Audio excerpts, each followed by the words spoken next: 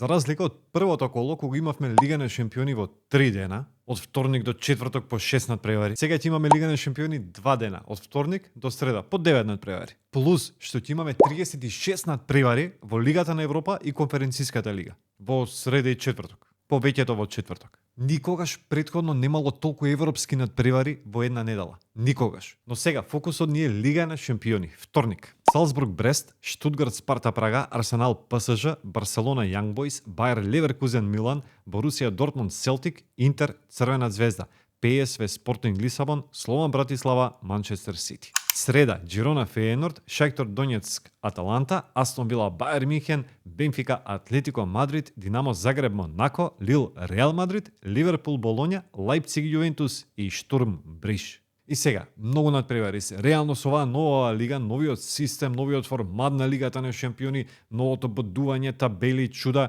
не знаеме до кај сме, не знаеме шо сме, кој шо, како, зашо. Уствари, видете ја табелата, ако може да ја догледате до крај. Но тоа не значи дека нема да следиме добар фудбал. Што ќе биде најинтересно? Бајер Леверкузен Милан. Ако можеше Чаби Алонсо да му донесе титула на Леверкузен во Бундеслигата минатата сезона нигде никаде, зошто да не може да направи нешто повеќе во Лигата на шампиони? Добро, нема да освои титула, вајда, ама може да стигне далеко. Згазија со Фејенорд минатото коло на гости, тепа 4-0, ама сега ова е вистинскиот тест за нив. Милан даде гол во третата минута против Ливерпул, ама до крајот примија 3 гола. Но затоа во серија некако влегува во форма. Во меѓувреме тепаа со Интер и со Лече минатиот викенд. Сега букмекерите малце као да претерале со на фаворитска улога која што му даваат на Леверкузен, иако реално Леверкузен е фаворит. И мислам дека Бајер ќе тепа. Ништо сигурно.